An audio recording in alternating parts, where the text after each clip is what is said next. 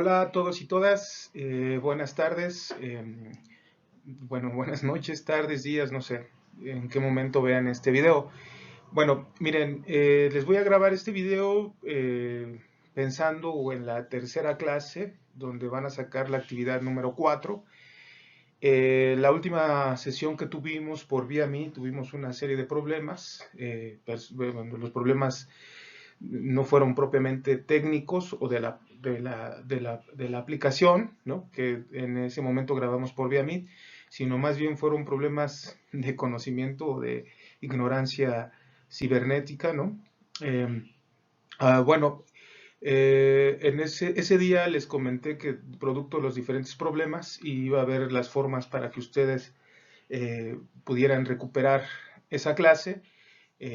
Bueno, los que estuvieron presentes y los que no, pues bueno, también hago este video para que puedan ver los puntos que manejamos y asimismo puedan elaborar la siguiente actividad. Sin más preámbulos, no quisiera tardarme tanto, igual para que ustedes poder adquirir de mejor manera los elementos o las características de esta clase y poder realizar su actividad. Pero sobre todo, y quisiera una vez más puntualizar estas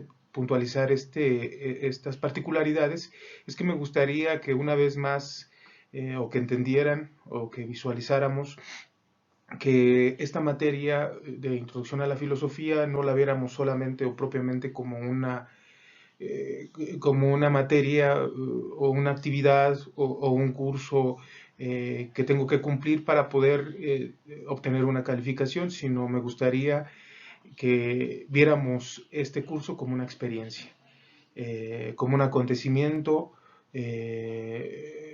como algo que nos sucede cotidianamente y que de todo ello obtenemos un conocimiento, ¿no? La clase pasada, o bueno, en las clases anteriores virtuales, yo les comentaba que el conocimiento es exclusivo, la inteligencia y el conocimiento es exclusivo del humano, y en todo momento está aprendiendo cosas. Alguno de ustedes me diría, maestro, los animales también aprenden, sí, pero no hay una inducción hacia algo, no hay una canalización de eso que se aprende para la construcción de algo, no hay una reflexión, no hay una reflexión y por lo tanto no hay una inteligencia. En ese sentido, me gustaría que lo mismo que yo les comentaba las sesiones pasadas, es que ustedes vean a esta materia o a este curso como una experiencia, algo que vas a aprender. Y a partir de ello tú vas a elegir tu calificación o que se va a expresar propiamente en tus experiencias o cómo afrontas la vida o cómo miras la vida después de este curso, ¿no? Sin más preámbulo, pues bueno, me gustaría continuar con esto y me gustaría que primero entendiera un pequeño repaso de la sesión pasada, donde hablamos sobre la curiosidad y el asombro, que el conocimiento, o la sabiduría o la inteligencia que hoy tenemos, que hoy manejamos, que nos permite construir naves espaciales, que nos permite construir teléfonos celulares con, con una inteligencia que nos permite o que nos resuelve la vida actualmente. Hay un documental de Herzog, un cineasta, que habla sobre precisamente el Internet. El documental se llama Ensoñaciones por un mundo del Internet y él hace una pregunta muy interesante y dice, hemos aprendido a vivir con el Internet, pero creo que se nos ha olvidado la vida como era antes del Internet. Y es complejo, bueno, es complejo porque, y es lo que les intento decir, ¿no?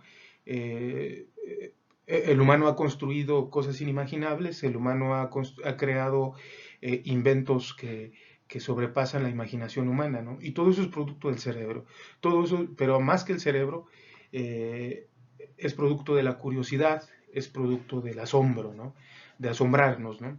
Y en ese asombro cotidianamente y esa curiosidad cotidianamente nos lleva a entender al universo, nos lleva a entender a la naturaleza, nos lleva a querer conocer cómo se mueve el mundo, por qué estamos aquí, hacia dónde vamos, cuál es nuestra intención, ¿no?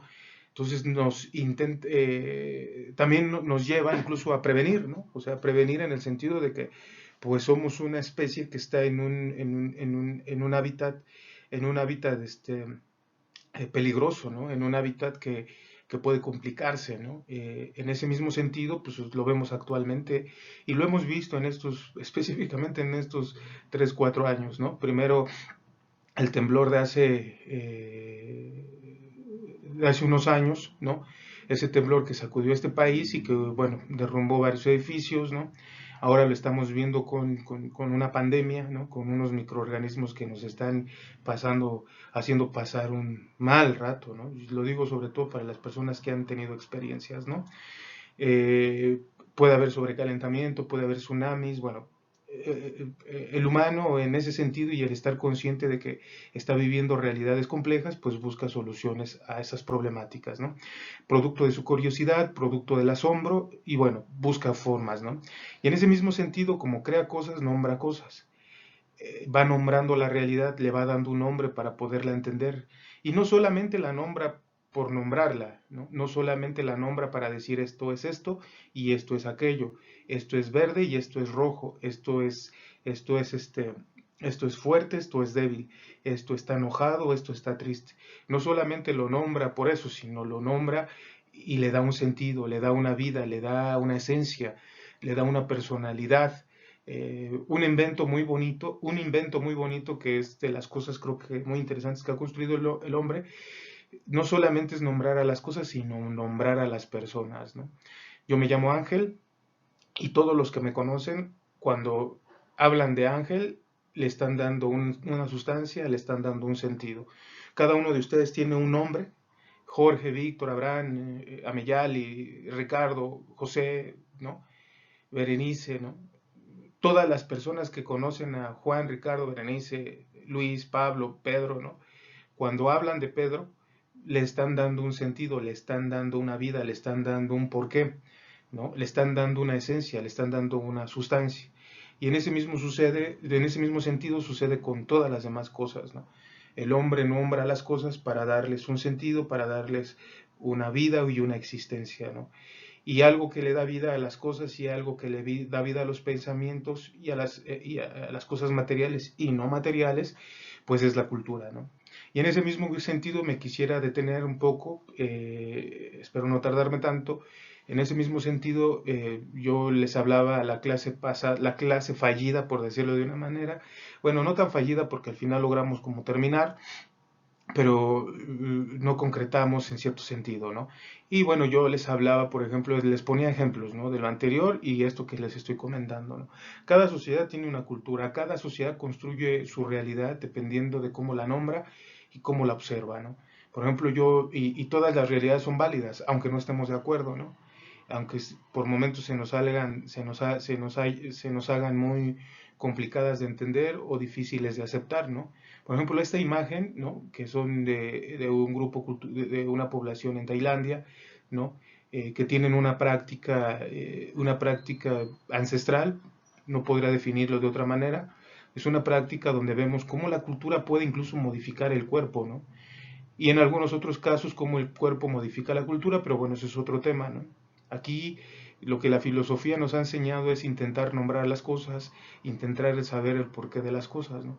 A simple vista, cualquiera de ustedes diría que son unas personas monstruosas, ¿no? Culturalmente, como lo que hemos aprendido, ¿no? Pero esta tradición durante cientos de años, durante muchísimos años, culturalmente hablando, han construido un tipo de costumbre donde se van poniendo argollas en el cuello. Hay muchas interpretaciones, ¿no? Algunos son religiosas, algunos son rituales, algunos son culturales, algunas son de sobrevivencia, ¿no? Algunos se atrevieron a decir que estas argollas era producto del miedo que se tenía a ciertos animales de ser mordidas en el cuello, ¿no? Algunos otros decían que esta práctica es utilizada por los mismos familiares para que sus hijas den la apariencia de ser feas y no puedan ser secuestradas o violadas producto de la guerra, ¿no? Independientemente de eso, es una cultura, independientemente de eso, tiene una intención, tiene una explicación y bueno, es una práctica que se sigue utilizando desde pequeñas, desde que se tiene 5 años hasta que se crece. Es una forma de nombrar su mundo, es una forma de nombrar su cultura, ¿no? Algunos se atreven a decir que estas mujeres son consideradas las mujeres más bellas de su tribu o de su comunidad, ¿no? Esta imagen es un poco más triste, esta imagen es sumamente triste, terrible, ¿no? Lo comento porque en algunos países, la mayoría de los países africanos, aunque es una práctica que se está empezando a extender a otros lugares, eh, eh, eh, eh, se está empezando a extender a otros lugares, es una práctica que es la mutilación del clítoris, ¿no? La mutilación del clítoris a las niñas de corta edad, ¿no? Todos sabemos que el clítoris es la parte femenina donde está la sensación, ¿no? El sentir, ¿no? El placer, ¿no? Y bueno, por una costumbre que según ellos dicen cultural, a la mujer se le niega esa parte del sentir, esa parte del desear, ¿no? Sexualmente hablando, ¿no? Pero no solamente eso, ¿no? No solamente se le corta el deseo sexual, sino también esta práctica tiene graves problemas biológicos y físicos, ¿no? O sea, imagínense, es como si te quitaran un riñón o te quitaran una mano, ¿no? Es un órgano, al final de cuentas, sí, es un órgano parte de nuestra esencia y de que está vinculado a las emociones, ¿no? Uno diría está mal y efectivamente está mal, ¿no? O sea, efectivamente es perverso, es trágico, ¿no?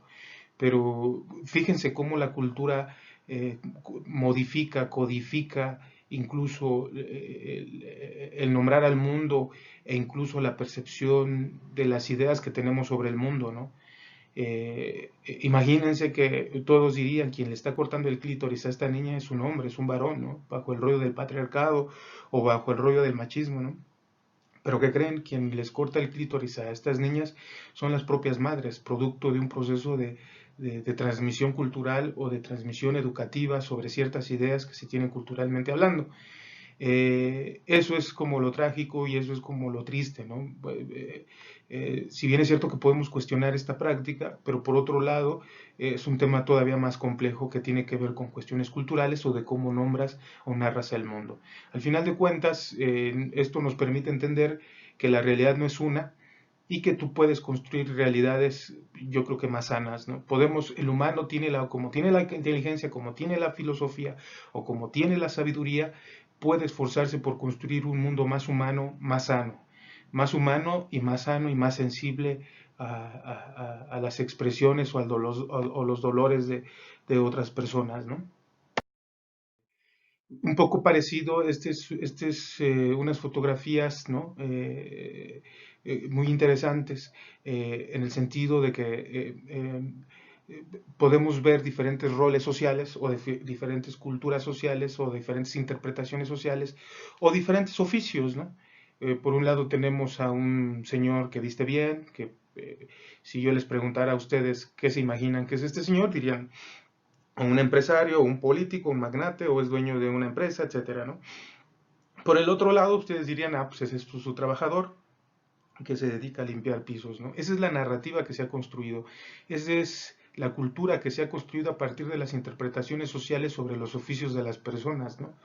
Incluso, y no solamente eso, sino que también se le da valor a esas interpretaciones, ¿no? Se les da un valor de bueno o malo, ¿no? Es más, si podemos aquí poner una etiqueta a una de estas dos figuras que están ahí, el señor que es barrendero es malo y el señor que es este empresario es bueno, ¿no? Pero al final de cuentas son interpretaciones sociales, son interpretaciones culturas producto de una narrativa o de cómo la sociedad nombra las cosas, ¿no? Pero para la filosofía, como hemos dicho, es todavía más complejo estas narrativas, o es todavía más complejo estas miradas, ¿no? Para la filosofía, el producto de la esencia de estas dos imágenes está en el ser, o está en la personalidad, o está en lo que se sabe, o está en la vida misma, ¿no? O en la sensibilidad misma de lo que son dos seres humanos que tienen, como lo decíamos en la segunda clase, ¿no? Son dos seres humanos que tienen la capacidad de desarrollar sus cualidades de la misma manera, ¿no? Son personas que aman, son personas que duermen, son personas que comen, son personas que sienten, por decirlo de una manera, ¿no? En ese mismo esta misma imagen es también sintomático para poder definir lo que estamos precisamente diciendo, ¿no? Por un lado tenemos una imagen de monjas, por otro lado tenemos una imagen de personas que tal vez podrían ser prostitutas, podrían ser dedicarse al striptease, ¿no? Etcétera, ¿no? Y automáticamente la sociedad tendría una cierta narrativa o tendría un cierto argumento valorativo para cada una de estas dos imágenes. Por un lado es lo bueno y por el otro lado es lo malo. Por el otro lado está el camino de Dios y por el otro lado está el camino del infierno o del diablo, ¿no?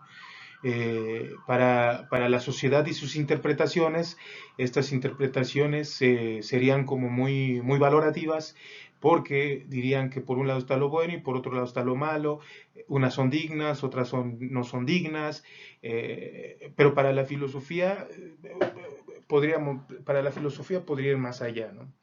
Podría entender estas imágenes o este lenguaje un poco más complejo, un poco más expresivo, un poco más de argumento. ¿En qué sentido? En el sentido de que hagamos un ejercicio de imaginación, ¿no? ¿Cuál sería aquí el ejercicio de la imaginación?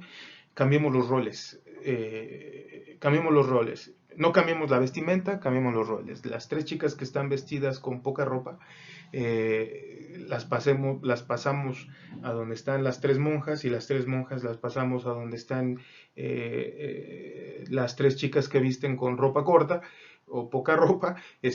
¿Cuál sería la diferencia, no? Al final son oficios, al final son formas de mirar el mundo y cada forma de mirar el mundo en estas sociedades para la filosofía tendría que ser respetada. ¿Por qué? Porque existe un argumento, porque existe una justificación y porque existe una semiótica, ¿no? Ahora, desafortunadamente o socialmente, las interpretaciones sociales están dadas por rollos morales o por rollos culturales muy marcados, ¿no? Asimismo, este es un fotógrafo muy interesante que se llama Federico Gama. Él empezó retratando a chavitos migrantes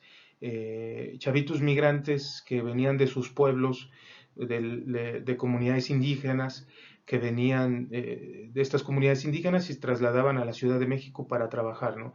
Muchos de estos son trabajadores de la construcción, muchas de estas son son sirvientas en casas de ricos, ¿no? Y bueno, migran a la Ciudad de México y buscan un empleo y muchas veces terminan como albañiles, terminan como jardineros, terminan como sirvientas, terminan como comerciantes en la Ciudad de México. Y bueno, el único espacio que tienen para poderse relajar o divertirse son los domingos. Y Federico Gama se dio cuenta que estos chicos tenían como sus centros de encuentro, ¿no? O sus lugares de encuentro. Y estos lugares de encuentro eran pues la capital de la Ciudad de México, lo que se le conocía antes como la Alameda. Ahora el gobierno ya los ha logrado exterminar, ¿no? Los ha logrado correr por el rollo de la modernización, ¿no? O el rollo de la ciudad bonita, ¿no? Estos chavos por lo regular se juntaban en Metro Tacubaya o se juntaban en la Alameda y en algunos otros lugares que no conozco. Pero yo en alguna ocasión los llegué a ver ahí en Tacubaya o los llegué a ver en la Alameda, ¿no? Donde se divertían, donde se daban cita y se vestían estrafalariamente, ¿no? Se vestían, bueno, ni siquiera estrafalariamente, construían su lenguaje, construían su cultura y eso es lo que quiero decirles. Construían su forma de ser mirados ante el mundo, construían hasta en cierto sentido su rebeldía de no querer ser parte de una sociedad que establece qué es lo que es bonito y qué es lo que es malo. Lo interesante de ellos es que este, eh, bueno, el fotógrafo que hace rato dije su nombre, entonces se me fue, él les puso un nombre que eran Mazahuachalos Escatospunks. Mazahua porque venían de una comunidad indígena, y es una forma de decirlo, porque también pudo haber sido Otomi Cholo Escatopunk, ¿no? Pero él les dio porque tal vez percibió que el mayor número de personas que se daban cita en estos lugares eran mazahuas, es decir, chavos indígenas, chavos migrantes, que buscaban encontrarse en una ciudad que no les permite ser visibles y ellos se buscaban entre ellos para poder construir una comunidad y un lenguaje y una narrativa, una cultura. Y una de las formas pues era su forma de vestirse, ¿no? Su forma de vestirse estrafalariamente, o ya lo dijo hace rato, o no es estrafalario, crean su identidad, crean su cultura, y por eso Federico Gama los llama Mazahuacholos Escatospunks. Retomaban una vestimenta, una imagen de los punks, pero también de los cholos, también de los escatos, y además eran de una comunidad indígena, es decir, creaban una narrativa, creaban una cultura, creaban un lenguaje y una forma de estar aquí. Cada una de estas fotografías conlleva o tiene un lenguaje, contiene y conlleva una intención, está nombrando algo, está mencionando algo, está diciendo algo. No es una fotografía X, no es una fotografía que solamente se toma y punto, se acabó, sino es una fotografía que tiene una intención de decir algo, que tiene la intención de mostrar algo. Mostrar algo que no se ve a simple vista, mostrar algo que comúnmente se rechaza porque buscamos una cultura diferente, porque nuestra cultura ya está definida o está determinada de cierta manera, ¿no? Entonces, en ese sentido, igual Federico Gama va buscando entre las calles de la Ciudad de México expresiones culturales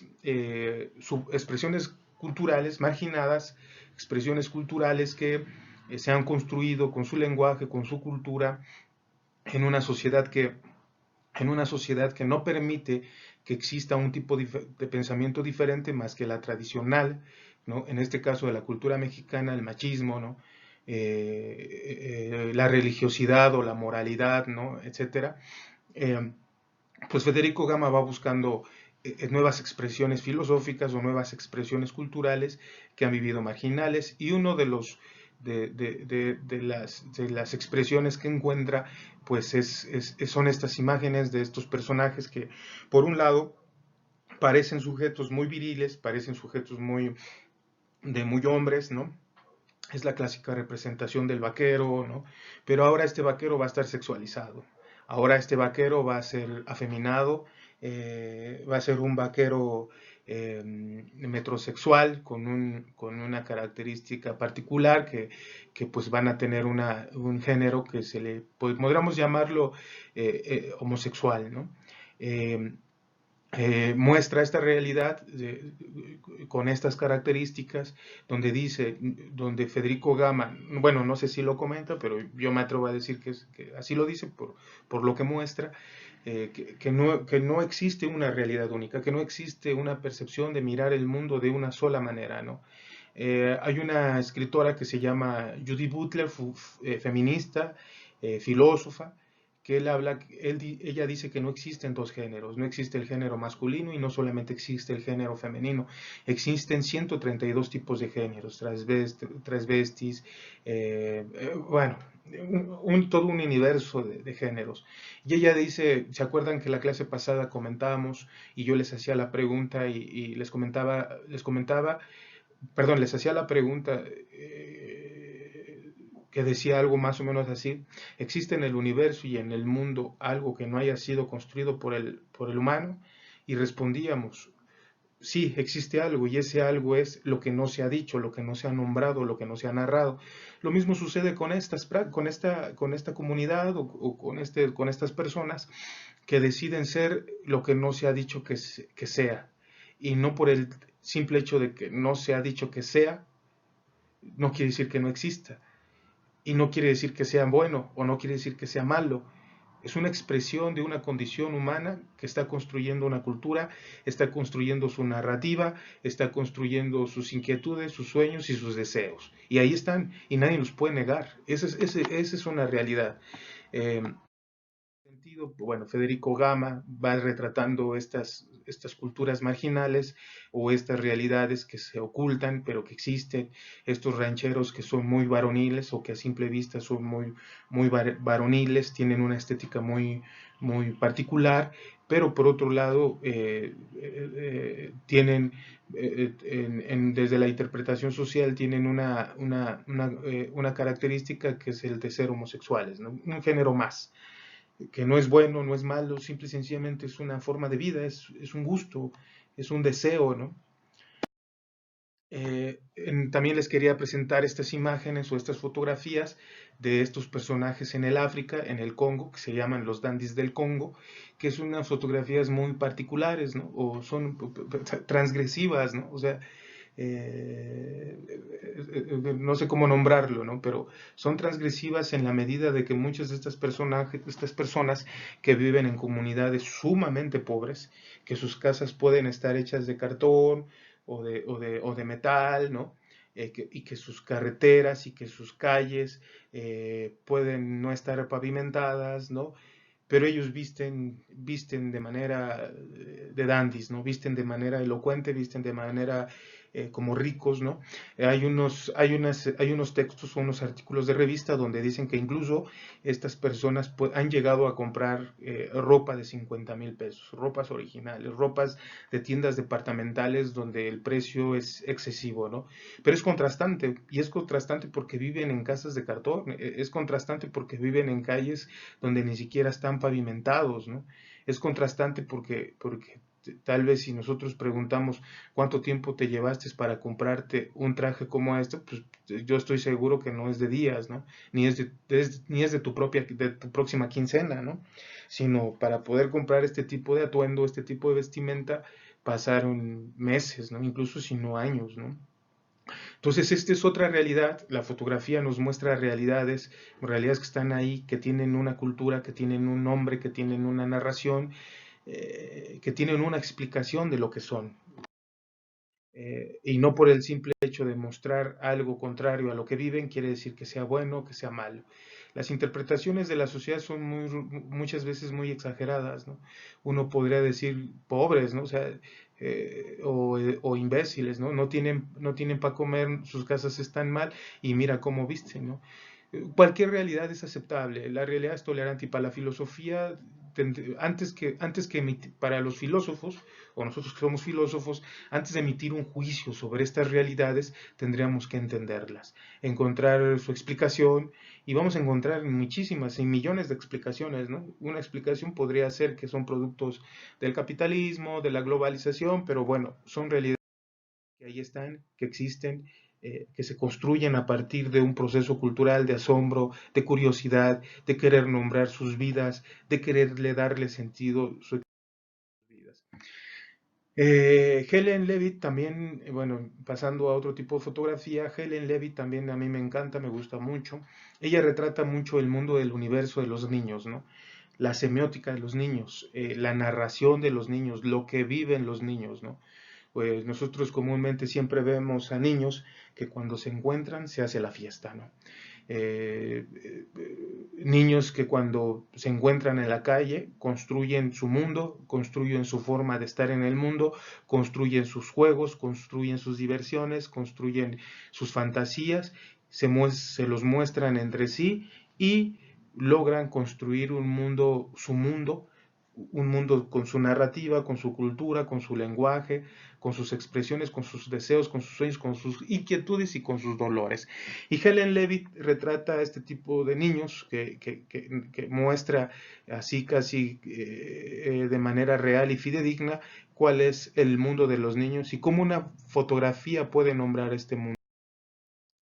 Ese baile de esos niños que todavía no conocen la vergüenza, que todavía no conocen la pena, que todavía no conocen en cierto sentido la inhibición, ¿no? Y que solamente y en todo momento quieren seguir jugando, y de cómo los padres muchas veces reprimen ese juego, reprimen esa imaginación, ese sueño, esa inquietud, ese asombro, esa curiosidad, ¿no? Imagínense a un padre llegando a un lugar y ver que este niño le está levantando la falda a la niña, ¿no? El niño, desde su percepción, y lo que alcanzo a entender es que el niño lo que está haciendo es producto de su curiosidad, ¿no? Producto de la curiosidad, ¿no? Así como levanta la falda a la niña, también puede tocarse el pene y decir qué es esto, ¿no? El problema es el mundo de los adultos porque comúnmente vivimos con muchos prejuicios morales que más allá de ayudar o hacer más saludables a los niños, terminan prohibiendo y por lo tanto reprimiendo y por lo tanto creando personas que tienen patologías en la cabeza, ¿no? Que tienen enfermedades en la cabeza. Ese es el mundo de cómo retrata el mundo de los niños. Esta imagen es impresionante y esta imagen sí me gustaría que la vieran muy bien porque va a retratar el sentido y la esencia de la actividad que quiero que realicen. Miren, por un lado está la imagen de una chica que tal vez está promocionando algo y que está en la pared, puede ser un cartel o puede ser una lona o lo que sea, ¿no? Y ponen a una chica mostrando el hombro y no podemos ver lo demás, ¿no? Pero tal vez sea una chica que está promocionando algún producto. Desde la imaginación, la narrativa y la cultura de los niños la interpretan de otra manera, ¿no? y la niña al lado. Fíjense, o sea, imagínense, la niña no está dibujando encima de la figura de esta mujer, sino está haciendo su propia proyección o su propia obra de arte, ¿no? Su propia dibujo de manera creativa, mostrando que también ella tiene sus virtudes. Lo ve como juego, ¿no? Lo ve como asombro, como curiosidad, como juego, e intenta plasmar también ella su virtud, su creatividad, su asombro. Y estos niños que no miden el peligro, no miden el peligro, tienen su, otra vez lo repito, tienen su narrativa, tienen su lenguaje, se cuidan entre sí, no miden el peligro, son irreverentes. Algunos dirían, no, es que son groseros, no son groseros, no son irreverentes, son su mundo. El problema de los adultos es que intentamos o queremos pensar como los niños, ¿no? Y siempre estamos poniendo normas, siempre estamos reprimiendo, siempre estamos golpeando, castigando, ¿no? Primero tendremos que entender cuál es la semiótica y el universo del niño para poder entender su mundo. Helen Levitt hace es precisamente esto. Esta imagen es bellísima, ¿no? Podríamos darle muchísimas interpretaciones, ¿no? Imagínense ese niño diciendo, ah, me dejó, me abandonó, pérfida, ¿no? Yo que le di todo, ¿no? Y el otro, no, cálmate, güey, eh, todo va a salir bien, el tiempo lo cura todo, ¿no? Esas son nuestras narraciones, ¿no? Esas son nuestras imaginaciones, pero bueno, entre los niños existe un diálogo, entre los niños existe una forma de nombrar el mundo, existe una forma de conocer al mundo y su mundo es tan aceptable como el mundo de cualquiera de nosotros. Y Helen en ese sentido pues intenta mostrar ese mundo. Esta fotografía es de Ospina, una fotógrafa colombiana que intenta retratar, bueno, la mayoría de sus trabajos, bueno, no la mayoría, no sé más bien, intenta retratar la vida cotidiana de los pueblos indígenas de Colombia, pero esta imagen es precisamente, estos niños se les llama gameníes, algo así, gameníes. Y los gameníes en Colombia son niños que viven en la calle, ¿no? Alguno diría son niños de la calle y por lo tanto están hambrientos o están tristes o viven traumados, ¿no? Y no, o sea, Gabriela Ospina busca retratar esa alegría, ¿no? Esa complicidad entre ellos, ¿no? Esa diversión en medio de la guerra, en medio de la carencia, en medio de la pobreza, en medio de la violencia, en medio de la droga y de la adicción. Ellos van construyendo su comunidad, ellos van construyendo su tipo de relación con los otros, su alegría. Ellos no permiten estar encerrados en un mundo ordenado y buscan la libertad, ¿no? Buscan esa libertad que los hace fraternos con los otros.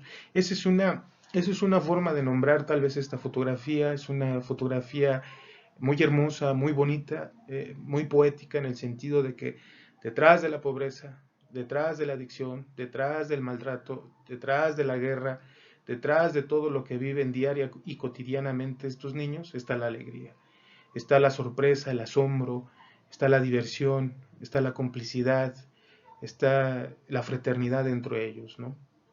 Esto es Gabriela Ospina. Este es otro trabajo de ella que retrata la vida indígena, ¿no? En Colombia, ¿no?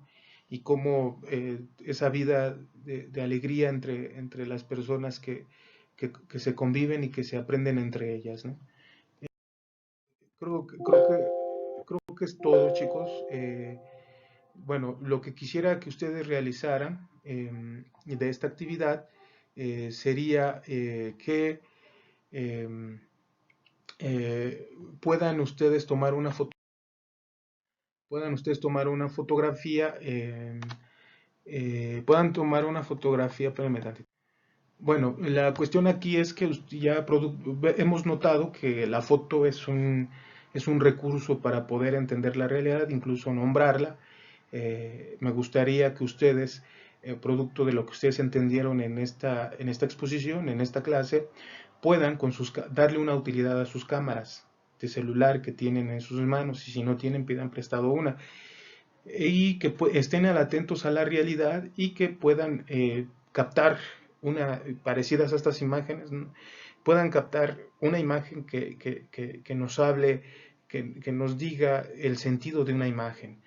que no solamente sea una imagen sin sentido, sin vida, sino que puedan tomar y captar una imagen donde ustedes me puedan explicar eh, una narrativa, una cultura, eh, una explicación de esa imagen. Puede ser un grupo de personas como lo que vimos ahorita, puede ser una situación, puede ser una planta naciendo del pavimento, algo, lo que busco es que ustedes tomen una foto que me diga algo a mí, que me muestre algo, que me explique algo, algo que comúnmente suele pasar desapercibida y que comúnmente no se ve. De todas maneras, hoy por la tarde, noche subiré este video a la plataforma de Modley, la subiré al canal de YouTube y asimismo también le subiré cuál es la actividad más detalladamente, un poco más detallada para que puedan realizar las actividades. Bueno, si me despido, aquí dejamos este video, que es la tercera clase virtual, y espero que les haya gustado y espero que sigan con la intención de seguir trabajando. Nos vemos el próximo martes a las 7 de la noche y también espero que se pongan al corriente y una vez más repito, porque esta es la parte que más me interesa, no vean a la filosofía, no vean a este curso o a esta materia como una clase más o como algo que tengo que pasar, sino quiero que lo vean a partir de una experiencia, de lo que puedo aprender y cómo ese aprendizaje lo llevo al mundo, a mi mundo. ¿En qué me puede servir? Bueno, los saludo, les mando un abrazo y un recuerdo, cuídense mucho. Hasta luego.